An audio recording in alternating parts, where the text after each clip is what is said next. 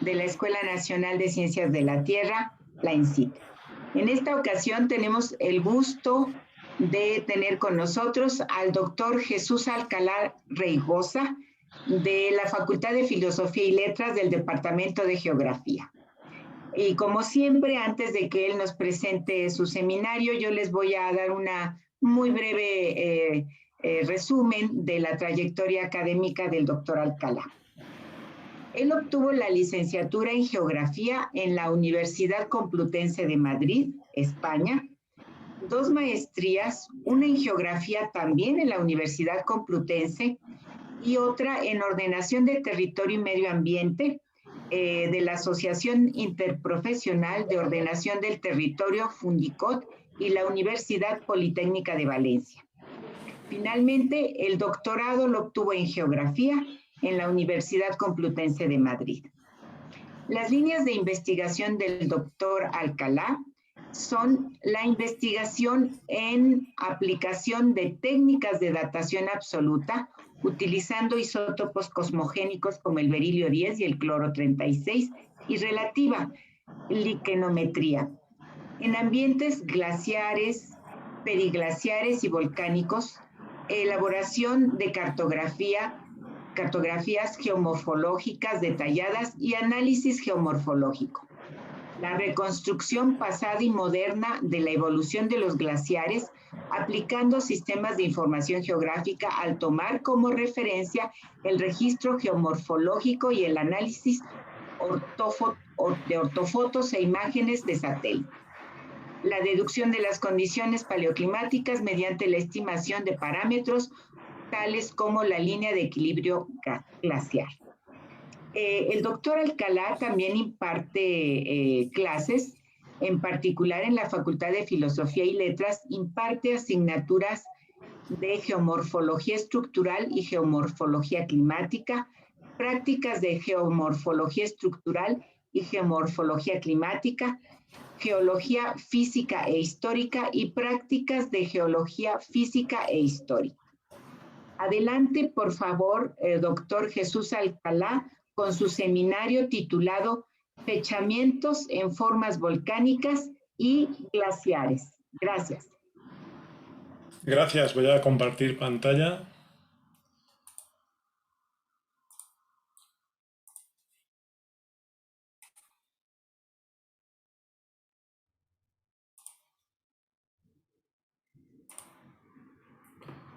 ¿Sí se ve bien?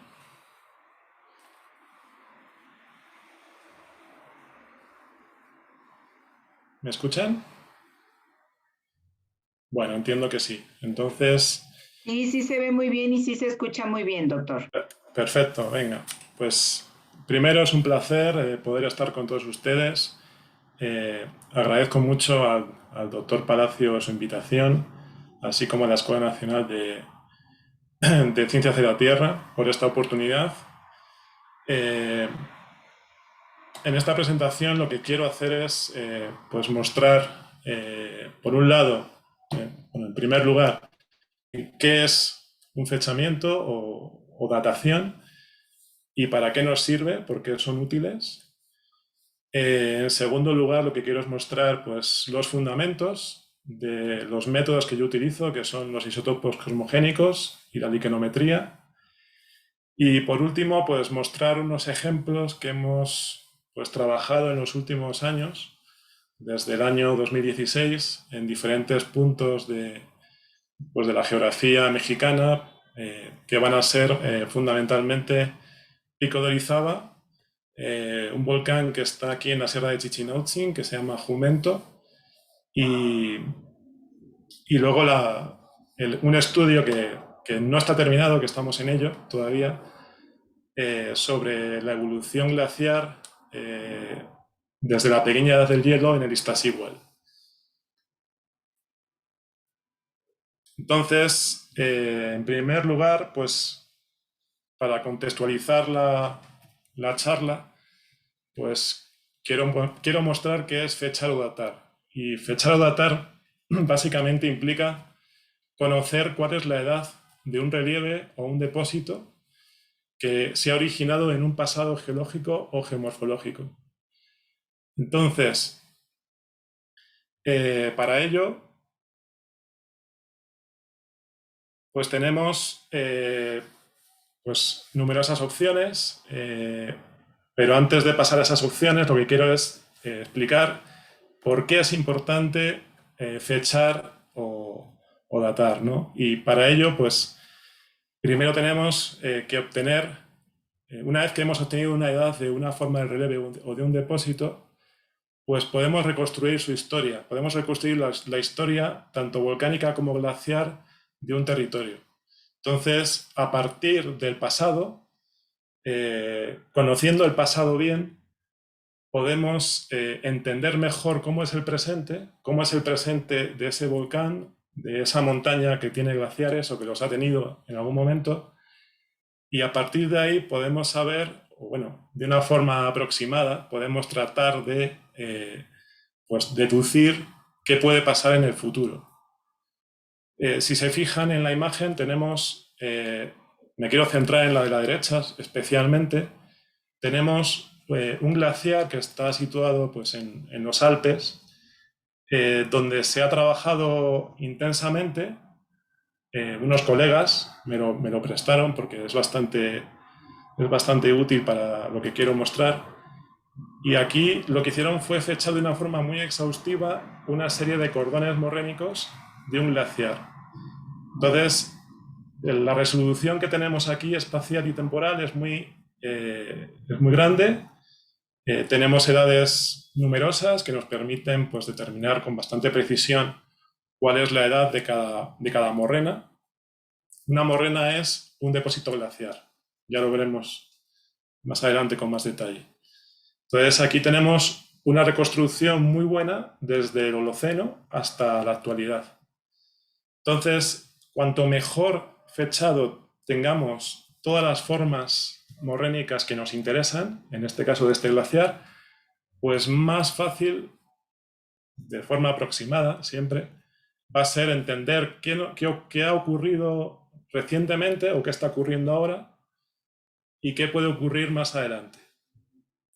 Hay muchas variables, para el futuro hay muchas variables, pero bueno, podemos tratar de deducir, predecir, ¿no? De una forma aproximada. Y para obtener esas edades tenemos un amplio abanico pues, de posibilidades. Tenemos radiocarbono, tenemos potasio-argón, tenemos argón-argón, uranio-torio, dendrocronología y teflocronología. Y estos dos otros más que yo he añadido, que son los que yo manejo, que son los isótopos cosmogénicos terrestres y la glicanometría. Entonces, a la hora de determinar la edad de un depósito de una forma de relieve, pues podemos jugar con alguno de ellos. O sea, si uno no nos sirve, pues podemos aplicar el siguiente, ¿no? Podemos aplicar alguno de ellos. Entonces, eso es lo bueno de manejar diferentes métodos. Pero bueno, en este caso yo me quiero centrar en los isótopos cosmogénicos terrestres y la glicanometría. Entonces, ahora lo que quiero es mostrar cuáles son los principios básicos de los isótopos cosmogénicos. Son unas pinceladas, o sea, no quiero profundizar mucho porque es un tema que daría para bastante más tiempo. Entonces, lo que quiero es que entiendan o que perciban más o menos pues, cuáles son los principios más importantes. En primer lugar, lo que tenemos que entender es pues, qué son los isótopos cosmogénicos. Y los isótopos cosmogénicos pues, son nucleidos que se producen por una interacción constante que existe entre la radiación cósmica con la Tierra, ¿no? O sea, la Tierra está continuamente recibiendo un bombardeo de radiación cósmica que es extraplanetaria. Entonces tenemos diferentes tipos de isótopos cosmogénicos. Uno de ellos es el del carbono. Como podéis ver en la imagen, pues tenemos los tres tipos de isótopos del carbono. Dos de ellos son estables y uno de ellos es inestable, que es el más conocido para los estudios del cuaternario, que es el carbono 14. Y la fuente de energía, la fuente de donde procede pues, toda esa radiación cósmica, pues procede desde el exterior del planeta, o sea, procede desde el espacio exterior. Entonces tenemos fuentes entre las cuales destacan las supernovas. Cuando explotan las supernovas, pues emiten toda esa energía, que es la que nosotros en algún momento vamos a recibir. Y como algo pues interesante o dato interesante, es que tenemos, o se estima que se tiene pues una explosión de una supernova cada 50 años. ¿De qué está compuesta esa radiación? Pues tenemos diferentes tipos de partículas. Las más importantes pues son los protones, que son mayoritarios, hay en torno a un 87%. Luego tenemos en menor medida partículas alfa, que están en torno a un 12%, y luego núcleos pesados. Todo esto es energía, o sea, partículas con una elevada energía. Y todas estas partículas son las que se conocen como radiación cósmica primaria. Entonces el planeta es lo que está recibiendo constantemente es esto. ¿Y qué sucede cuando toda esta radiación entra en el planeta? Pues que interactúa con la atmósfera y luego también hay pues, unos elementos que nos permiten, hay unos elementos que lo que hacen es, digamos, regular de alguna medida esa radiación, porque si entrara toda de una forma masiva, pues el planeta no sería como lo conocemos. Entonces tenemos una serie de, digamos, controles, entre los cuales destacan pues, la radiación solar, que es, pues el viento solar es una de las fuentes que, digamos, regulan esa otra radiación cósmica, la que nos interesa.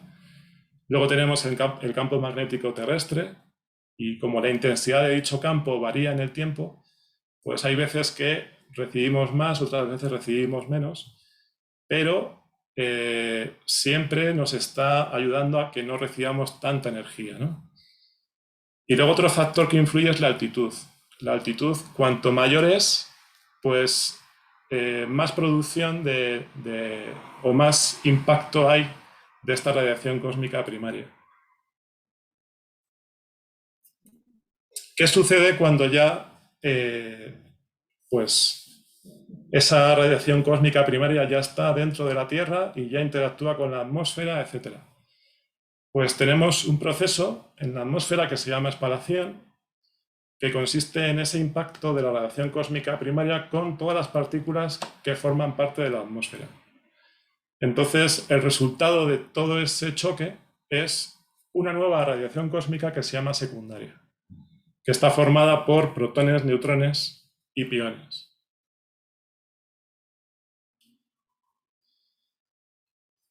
Esta radiación cósmica secundaria es la que nos interesa para fechar. Como hemos visto hasta ahora, tenemos la radiación cósmica primaria, que es la original, la que no ha entrado todavía en la atmósfera, y luego tenemos la radiación cósmica secundaria, que es la que ya se deriva de esa interacción con la atmósfera. Y a partir de ahí es cuando ya llega a la superficie terrestre, y es la que impacta sobre las rocas que forman parte de la superficie terrestre. Entonces, tenemos un principio básico, que es que la interacción de la radiación cósmica secundaria con determinados elementos que están presentes, que constituyen las rocas, dan como resultado una acumulación de isótopos que son considerados raros. Y estos se van acumulando en el tiempo. Es decir, que esa radiación cósmica secundaria golpea a ciertos minerales que están en las rocas, y a partir de ahí es cuando se empieza a producir el isótopo que a nosotros nos interesa, que nosotros medimos. Y entre ellos tenemos diferentes tipos. Tenemos pues helio 3, berilio 10, tenemos carbono 14, tenemos aluminio 26, tenemos neón 21 y cloro 36. De entre todos estos, los que yo utilizo para datar son el cloro 36 y el berilio 10. Aunque los otros también se pueden aplicar, pero bueno, al final hay que elegir entre todos ellos, pues te tienes que especializar en alguno y aplicarlo, ¿no? Y para México y para zonas volcánicas, pues el cloro 36 es uno de los más importantes. Entonces, ¿qué pasa cuando esa radiación cósmica secundaria llega a la roca? Pues tenemos diferentes tipos de mecanismos de producción de esos isótopos cosmogénicos. Vamos a centrarnos en cloro 36 y en berilio 10. O sea, ¿qué sucede? ¿Qué tiene que suceder para que tengamos en la roca berilio 10 y cloro 36? Pues por un lado tiene que haber una espalación, es decir, que la radiación cósmica secundaria impacte sobre los minerales, sobre ciertos minerales. En este caso, para el cloro 36 tendríamos potasio y calcio, para que a partir de esa interacción, que es una interacción nuclear, se forme cloro 36. Y con el berilio, pues necesitamos que en las rocas exista este oxígeno, o sea, como, bueno, óxido de silicio. Es decir, que tengamos cuarzo en abundancia y a partir de ese cuarzo se empieza a formar ese berilio 10. Entonces, un mecanismo es la espalación y otros mecanismos son la absorción de neutrones termales y la absorción de muones. Estos dos últimos mecanismos son un poco más complejos y en el caso del cloro 36, pues hay que mejorar la precisión porque pues las tasas de producción que existen pues no están todavía muy bien definidas, pero aún así, bueno, pues podemos obtener pues edades bastante fiables. Entonces, ¿cuáles son los principios para poder utilizar estos métodos en la datación de relieves en nuestros volcanes o en otras áreas de México? Pues en primer lugar, tenemos que asumir que la concentración de isótopos cosmogénicos en la roca es muy baja antes de que quede expuesta a la radiación cósmica. Es decir, necesitamos superficies, relieves que sean muy frescos, que no tengan ningún tipo de herencia de una radiación cósmica previa. Necesitamos conocer cuál es la tasa de producción de cada isótopo cosmogénico para poder pues, conocer cuál es la edad de exposición de la superficie de la roca. Luego asumimos que la tasa de producción es constante en el tiempo y que hay factores que ya se han mencionado anteriormente, como es la intensidad del campo magnético, que modulan el impacto de esta radiación. Entonces, todo eso pues, se ha ajustado en las calculadoras que hay disponibles para el cálculo y pues digamos que ya hay una serie de ecuaciones dentro de esas calculadoras que ya tienen en cuenta estos factores y entonces ya se puede ajustar la edad. Y luego tenemos que asumir que la superficie que nos interesa datar pues se encuentra estable, es decir, que no se ha movido, que no se ha desplazado, que no se ha volteado, que no ha estado cubierta por un manto de nieve o un manto de cenizas y luego pues que no ha estado meteorizada. O sea, necesitamos superficies que sean estables.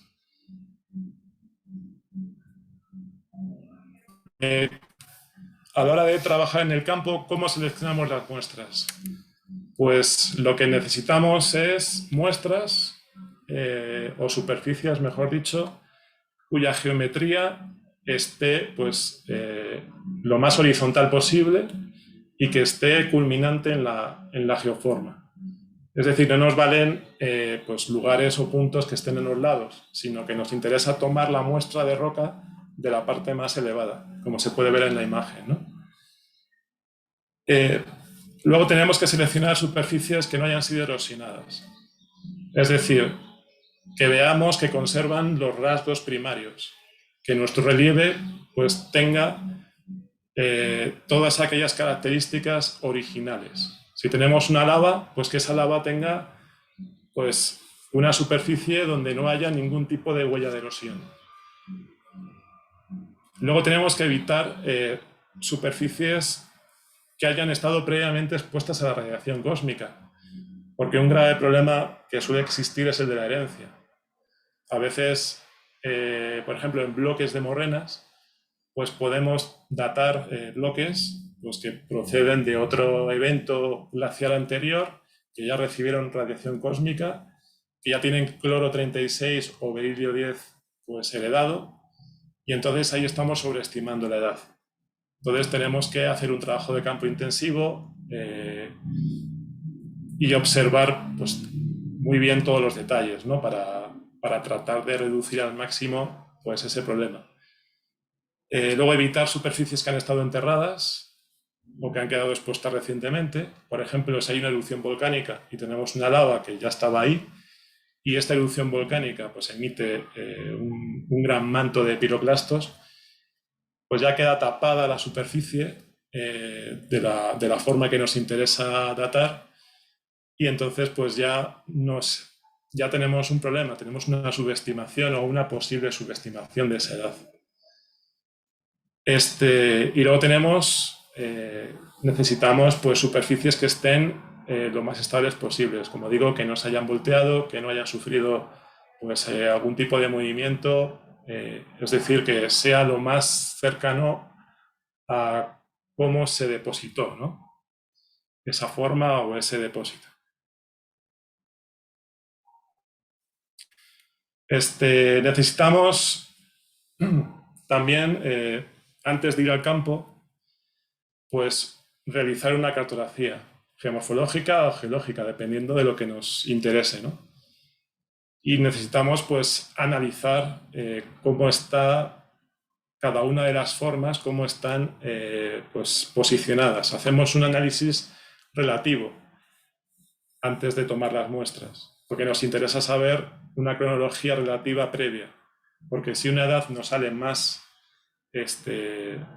pues más vieja de lo que nos corresponde o más joven, podemos ajustarlo con la cartografía geomorfológica.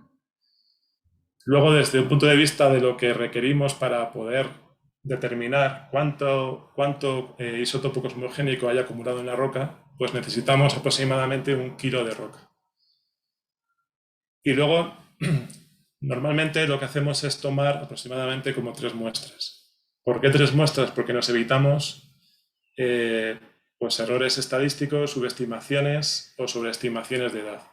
Si, por ejemplo, estamos en una morrena donde hay muchos bloques y tomamos nada más un bloque, pues tenemos una edad, pero estadísticamente no nos dice mucho. Es una referencia, pero si tenemos 3 y esas 3 edades son aproximadas, ya tenemos una edad mucho más consistente de ese relieve o de esa forma, ¿no?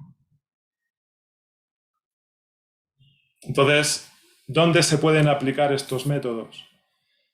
Pues estos métodos normalmente se aplican en ambientes glaciares, es decir, allí donde tenemos morrenas y superficies que han sido pulidas y estriadas por los glaciares. Aquí en la diapositiva se pueden observar pues, unos cuantos ejemplos. A la izquierda, abajo, bueno, arriba a la izquierda tenemos un valle glaciar con una serie de morrenas y abajo tenemos un ejemplo de bloque que es el que normalmente muestreamos, que son bloques de gran tamaño, con buena exposición a la radiación cósmica, bien conservados. Y luego a la derecha tenemos un umbral o superficie pues, que está estriada. Aquí lo que quiere decir es que el glaciar pasó por encima del lecho rocoso y como el glaciar normalmente lleva en la base detritos, esos detritos lo que hacen es al contactar con el lecho rocoso arañarlo y lo bueno que tiene que arañe es que elimina todo tipo de isótopo cosmogénico o por lo menos pues, en mayor o menor medida elimina cualquier tipo de cloro 36 o de berilio 10 o el isótopo que sea que se haya acumulado ahí pues antes, ¿no?, de que el glaciar pasara por encima. Entonces, ese proceso nos permite poner el reloj en cero. Desde que el glaciar se retira, pues la radiación cósmica empieza a impactar y se empieza a formar el cloro 36 o el berilio 10 in situ. Otro ejemplo donde se pueden utilizar estos métodos es en abanicos aluviales. En muchos casos tenemos en la superficie del abanico pues, grandes bloques y bueno, aplicamos el mismo principio que en el caso de las morrenas. Pues como pueden observar, son grandes bloques, bien expuestos, estables, entonces son bastante confiables. Y luego también tenemos pues, casos de estudio para lo que es la tectónica, donde tengamos una falla, pues, y tengamos una falla que está activa, pues si hay un proceso de levantamiento tectónico, pues también podemos fechar cuál es esa tasa de elevación, ¿no? A medida que la falla se mueve y va quedando expuesta a la roca, pues podemos determinar cuál es la tasa de elevación de esa falla. Podemos determinar a qué velocidad se mueve y también pues cuándo se ha movido, ¿no? De una forma también pues aproximada. Luego otro caso, menos común, pero bueno, también es aplicable, son los cráteres de impacto. De vez en cuando la Tierra recibe pues, grandes meteoritos, que impactan sobre el terreno, generan una gran concavidad y a partir de ese momento, pues la radiación cósmica empieza a impactar. Si os dais cuenta, es el mismo principio continuamente. La roca pues, empieza a recibir, tras el impacto, empieza a recibir la radiación cósmica secundaria y se empiezan a generar los isótopos cosmogénicos. Entonces, este es otro ejemplo pues, típico. Y luego tenemos también en los ambientes volcánicos pues, muchas formas. En México pues, hay numerosísimos casos, unos que ya hemos estudiado, otros que están pendientes. Es decir, que hay mucho relieve potencial para ser fechado con estos métodos y entre ellos destacan pues, las lavas porque se originan pues, de una forma rápida, proceden del interior de la Tierra, por lo tanto no tienen una herencia de radiación cósmica y entonces son ideales porque empieza el reloj a contar de cero una vez que la lava se enfría, ¿no? Y luego tenemos flujos piroclásticos que a veces emiten o que están compuestos por grandes bloques. Entonces, si tenemos un gran bloque, pues podemos también aplicar el mismo principio que con las morrenas o con los abanicos aluviales. El siguiente método, que es la liquenometría, es un método relativo que estamos utilizándolo como complemento al isótopo cosmogénico y consiste pues, en estudiar y en medir pues, una serie de líquenes. Un líquen es un organismo que es donde tenemos una simbiosis entre un alga y un hongo. Entonces, el líquen como tal, cuando se instala en una superficie rocosa, pues empieza a crecer, empieza a desarrollarse.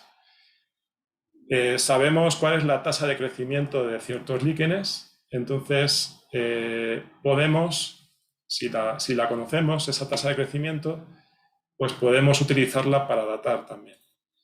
La cuestión es que aquí tenemos un límite temporal. Normalmente la liquenometría pues, se utiliza hasta unos 3.000 años.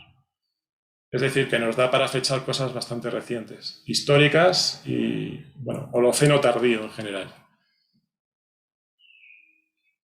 ¿Y cómo hacemos aquí en la liquenometría? Bueno, pues vamos a la geoforma que nos interesa y ahí medimos pues, el tamaño, como se puede apreciar aquí en esta imagen, con un vernier, pues medimos el tamaño de cada líquen. Normalmente pues medimos entre 5 y 10 talos. El talo es pues, el individuo del líquen, es decir, este caso, por ejemplo, o este caso. Entonces lo que hacemos es medir, buscar, pues por toda la geoforma, buscar los líquenes más grandes y medimos los 5 o 10 talos pues, de mayor tamaño. Y bueno, pues para luego saber la edad, lo que tenemos que determinar es cuál es la tasa de crecimiento. Y la tasa de crecimiento se obtiene pues, conociendo pues, cuánto crece este líquen al año. Y para ello, ¿qué requerimos? Pues una superficie en el área de estudio, por ejemplo, este es el pico de Orizaba, pues si estuviésemos trabajando en el pico de Orizaba, midiendo líquenes, requeriríamos hacer un trabajo local de cuánto crece esta especie, cuánto crece en el pico de Orizaba, porque todo depende pues, del clima, del tipo de sustrato, etc. O sea, hay una serie de variables que hay que determinar antes de saber cuál es la tasa de crecimiento.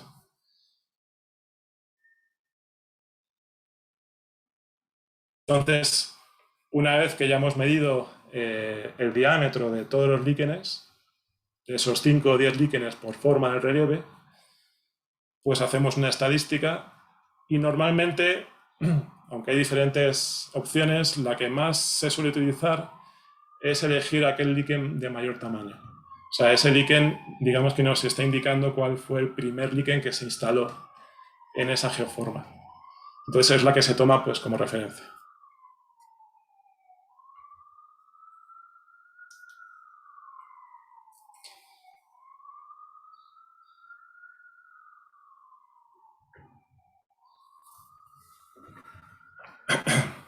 Ahora ya pasamos a los ejemplos que os comentaba al principio de la presentación. Se trata de 3 ejemplos. El primero de ellos es el pico de Orizaba.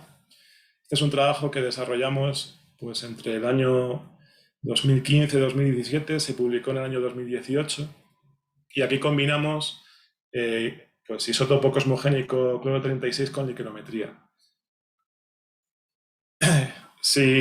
Bueno, me imagino que todo el mundo pues, conoce dónde está el pico de Orizaba, pues es la montaña más elevada de México, se encuentra entre los estados de Veracruz y Puebla. Cuenta con 5.600 metros de altura, entonces pues es un lugar donde tenemos pues una gran abundancia de formas volcánicas y formas glaciares. La historia del pico de Orizaba es muy dilatada. Tenemos una sucesión, al ser un estratovolcán, pues tenemos una sucesión de coladas de lava y de piroclastos.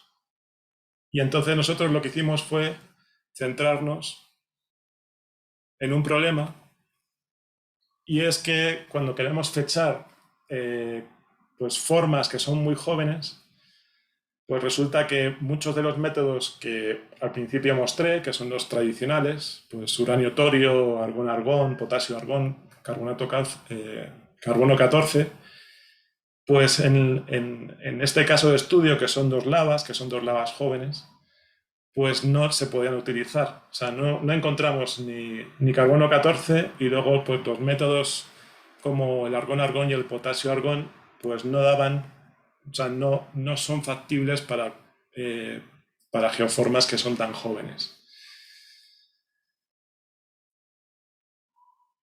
Entonces, conocer la edad de estas lavas, como ejemplo, y conocer la edad pues, de todas las formas de relieve jóvenes del pico de Orizaba, pues es importante para poder reducir el peligro y el riesgo volcánico. Dentro de lo que es el entorno del pico de Orizaba tenemos varias poblaciones que son, pues, que reúnen miles de habitantes. Entonces, cuanto mejor sepamos la historia geológica, sobre todo la más reciente, pues más preparados podemos estar ante cualquier evento futuro. Entonces, las lavas, tradicionalmente, o en los estudios previos, pues se han relacionado con eventos eruptivos que pues, se estima que tuvieron lugar entre 1537, 1545, 1566 y 1613, ¿no? Entonces, el problema está en que, aunque se ha relacionado estas lavas con estos eventos eruptivos de estos años, todavía no hay hasta este momento no había ningún método de datación para verificarlo. Entonces, lo que hicimos nosotros fue aplicar el isótopo cloro 36 y la liquenometría para poder fecharlas. Y entonces obtuvimos unas edades muy interesantes. Previamente a eso, lo que hicimos fue lo que os comentaba previamente, que es elaborar una cartografía geomorfológica que estuvo acompañada de trabajo de campo. Y en el trabajo de campo verificamos esa cartografía y tomamos las muestras para cloro 36 y medimos los líquenes. Aquí tenemos pues, la cartografía geomorfológica resultante, que es detallada de ese flanco suroeste. Las lavas en cuestión, pues una de ellas es esta, que arranca desde esta posición más o menos. Y luego tenemos esta otra, que se encuentra pues, a una mayor altitud. Todo esto de aquí, todos estos símbolos son los lugares donde muestreamos líquenes y donde tomamos las muestras de cloro 36. Aquí están los resultados. Como pueden observar, pues obtuvimos edades bastante similares. Aplicamos el principio que les comentaba, que es tomar 3 muestras por geoforma. Esto nos permite obtener edades mucho más consistentes.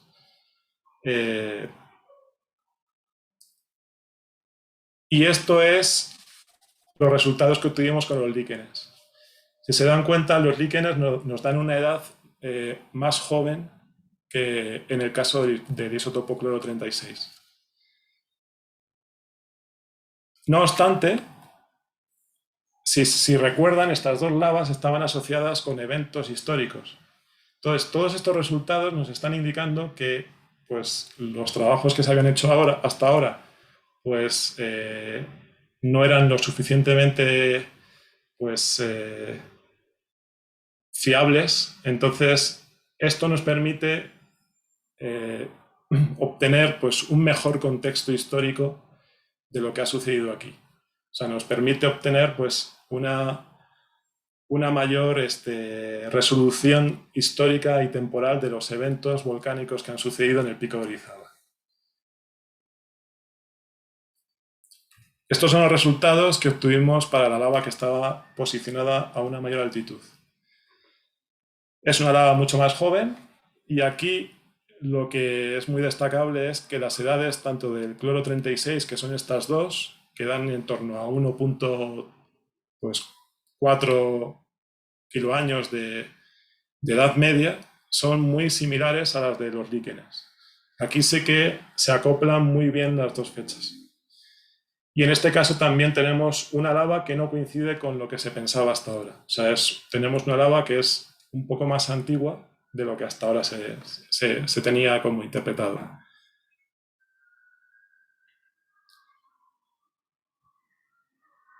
Bueno, ya como no tengo todavía mucho tiempo, voy a adelantar un poquito para el siguiente caso de estudio, que es en la Sierra de Chichinautzin. Aquí tenemos pues, un área de estudio muy interesante donde hay pues, cientos de volcanes monogenéticos y un montón de productos volcánicos, desde lavas hasta pues, domos volcánicos, con mucho potencial para fechamiento y mucho interés porque la Ciudad de México se encuentra muy cercana a esta sierra.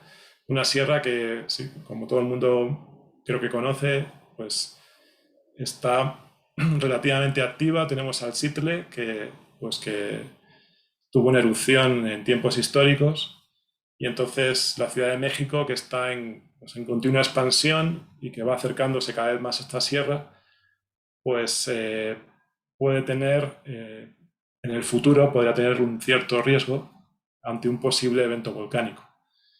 Entonces, fechar todas las que se puedan, todas las formas que se puedan de esta sierra, pues nos va a permitir pues, conocer mejor la historia volcánica de esta sierra y luego reducir o intentar mitigar en mayor o menor medida el riesgo volcánico. Entonces aquí partimos también de un problema que es similar al del Pico de Orizaba. Resulta que los métodos tradicionales, como son formas tan jóvenes, pues no son útiles y entonces tenemos que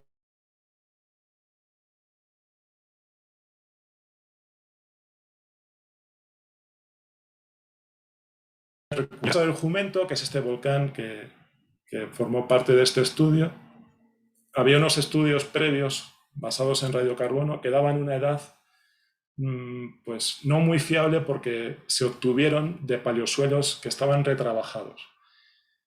Por lo tanto, las edades pues se consideraban que eran mínimas. Entonces recurrimos al berilio 10 para poder pues, afinar mejor la edad de este volcán, porque pues, se sospecha o se sospechaba que era un volcán pues, que podría ser quizás más joven que el Sittle. Entonces, para confirmarlo, pues tomamos las muestras de roca, las analizamos y obtuvimos la edad pues de berilio 10. Este es un ejemplo de las rocas que tomamos. Utilizamos berilio 10 porque nos dimos cuenta que en la roca había xenolitos.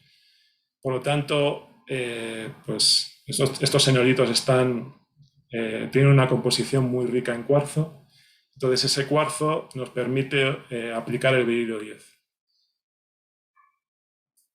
Los resultados que obtuvimos pues, fueron unas fechas similares a las del carbono 14 y sumando todas ellas y haciendo una media de todas ellas, pues todavía hay que considerar al volcán Sittle pues, el más joven de la sierra, ¿no? Hasta ahora. Todavía quedan muchas cosas por fechar, pero de momento, hasta donde se sabe, pues el Sittle sigue siendo, en comparación con el Jumento, pues el volcán más joven de la sierra. Y luego el último caso de estudio que quiero mostrarles es un caso de estudio que está centrado en el Iztaccíhuatl. El estudio se centra pues, en conocer cuál es la edad de unas morrenas que hasta ahora pues, tampoco habían podido ser fechadas y ver si tenían estas morrenas una relación con el último evento frío conocido en la Tierra que se llama Pequeña Edad del Hielo. Es el último evento significativo. La temperatura de la Tierra la temperatura de la Tierra descendió en torno a 2 grados centígrados.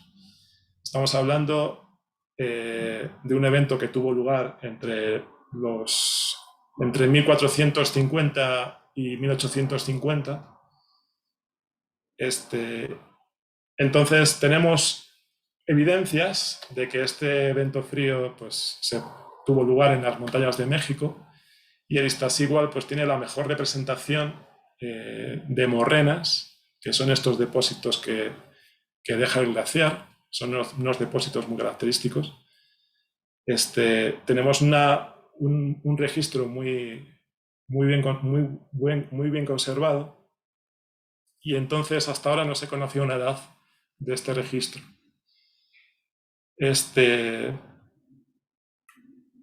Si se fijan en la imagen, este es el volcán Iztaccíhuatl, que está en 3 dimensiones, es una imagen de Google Earth. Si se fijan, aquí tenemos unas morrenas que son muy voluminosas. Bueno, pues estas son las morrenas a las que hacía referencia. Se supone a priori que son de la pequeña edad del hielo. Aquí tenemos otra de ellas, que llega más o menos hasta aquí. Aquí tenemos la otra morrena acompañante. Entonces el glaciar, que ahora ya pues, prácticamente ha desaparecido, en algún momento estuvo hasta esta posición. Y aquí lo mismo, en algún momento estuvo hasta esta posición.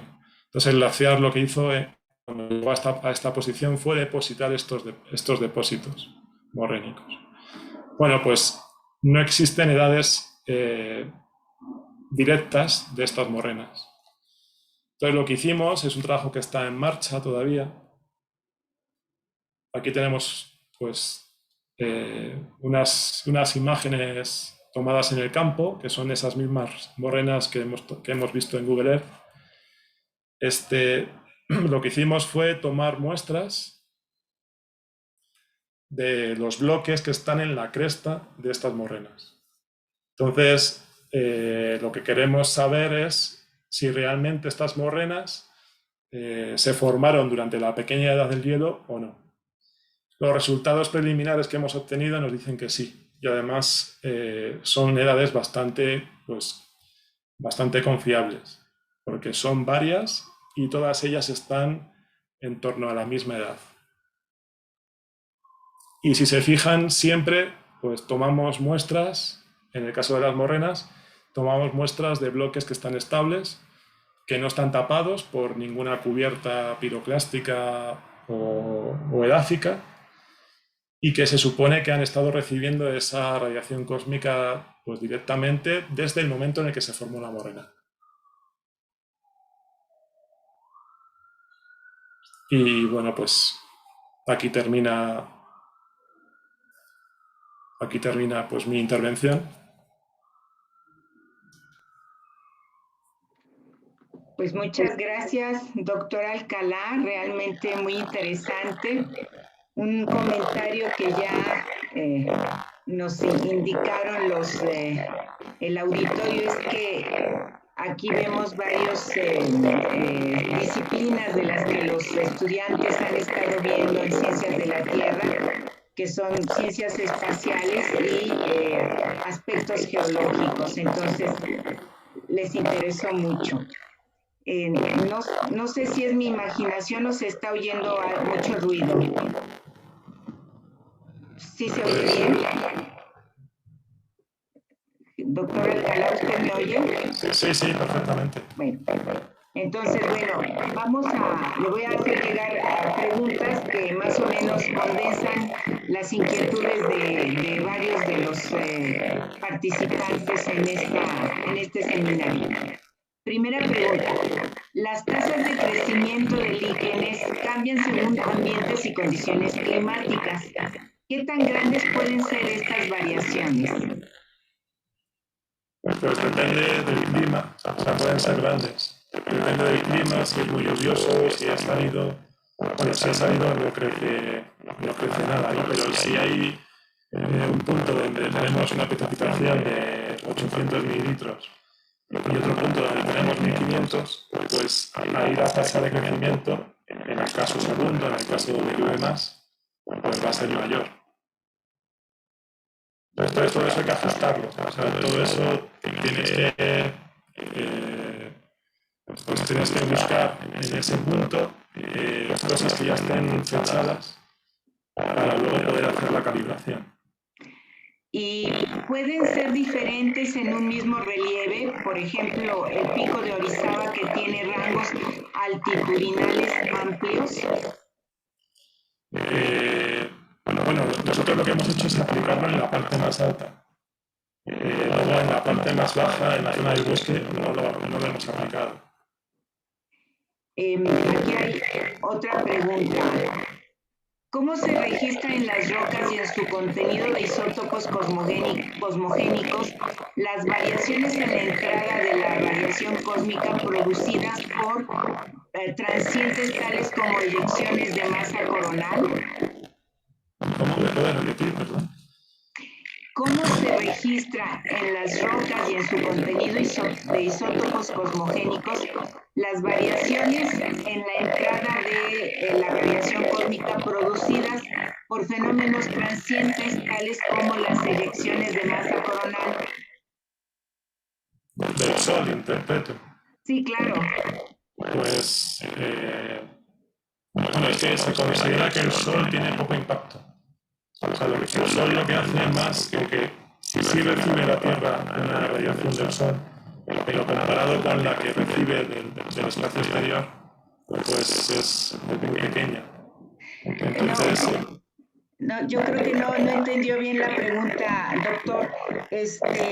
Mire, la variación que el Sol imprime sobre los rayos cósmicos pues, es muy importante, porque es el campo magnético de la heliosfera la que le está dando las variaciones a la entrada de rayos cósmicos a la Tierra, además de la del campo geomagnético. Pero el Sol además tiene transientes que se llaman, por ejemplo, eyecciones de masa coronal, que provocan una caída impresionante en la entrada de los rayos cósmicos. Estas caídas se llaman Forbush decreases. O sea, así se conocen, decrementos Forbush. Y la pregunta es si esta clase de caídas rápidas de la radiación cósmica provocada por la actividad solar tiene algún impacto en el contenido de isótopos cosmogénicos en las rocas. Esa es la pregunta. hasta donde yo sé, no. Bueno, muy bien. Hay otras preguntas. ¿Por qué usar el cloro 36 y el berilio 10 y no otros isótopos? Bueno, porque son los que yo aprendí a utilizar y en los que yo me he especializado. Pero se pueden aplicar en rocas volcánicas, se puede aplicar el helio 3 perfectamente. Pero hay que tener en cuenta, un apunte, hay que tener en cuenta luego el procedimiento en los laboratorios. Y otra pregunta, ¿qué tan profundo hay que buscar en profundidad para buscar superficies adecuadas para estudiarlas con isótopos cosmogénicos? ¿Qué tan profundo tienen ustedes que penetrar? Pues es la parte más superficial, o sea, en torno a unos 5, máximo 10 centímetros. Aunque la radiación penetra hasta el interior, pero como se atenúa a medida que profundizas, pues nosotros nos centramos en la parte superficial, nada más. O sea, tomamos una muestra de 5 centímetros de roca en la superficie. Perdón, es que comentan que se oye muy perturbado, entonces no sé a qué se deba, porque yo también lo oigo muy distorsionado el sonido. Quizás sea la señal, no sé. Sí, probablemente. Bueno, en México se han fechado cráteres de impacto, fallas o abanicos fluviales con isótopos cosmogénicos, y si es así, ¿dónde? No, que yo sepa no, ninguno. Tampoco cráteres de impacto. No, en Estados Unidos sí, pero aquí no. Y los isótopos cosmogénicos, ¿hasta cuántos años permiten fechar? Pues depende del isótopo. La edad media del cloro 36 son en torno a 300.000 años, mientras que la del berilio 10 es en torno a 1,5 millones. O sea, esa es la edad media que tiene. Y otra pregunta más. ¿Cuánto tiempo les lleva a ustedes obtener muestras de bloques de morrenas para poder estudiarlas? ¿Se refiere a la toma de muestra? Sí. Pues hasta hace unos pocos años era bastante tedioso el asunto porque tenías que buscar grietas en la roca y picar pues, como se podía. Y ahora pues con los avances, ¿no? con maquinaria pues puedes llegar y tomar la muestra con de una forma mucho más fácil. Ok. Bueno, pues creo que ahí condensé en estas preguntas que le hice varias de las inquietudes que tiene el auditorio. Yo le doy las gracias porque fue pues una plática muy ilustrativa y repito el comentario que se hizo antes, que para los estudiantes es una interesante intersección entre lo que ellos saben ya de ciencias espaciales y de cuestiones de geología y geofísica. Entonces resultó muy ilustrativo. Pues sin más, le doy las gracias por esta participación, doctor Jesús Alcalá. Yo invito a todo nuestro auditorio a que nos siga nuevamente dentro de 15 días, el miércoles 19 de mayo, en un seminario más de la Escuela Nacional de Ciencias de la Tierra. Muchísimas gracias y buenas tardes a todos. Gracias. Muchas gracias.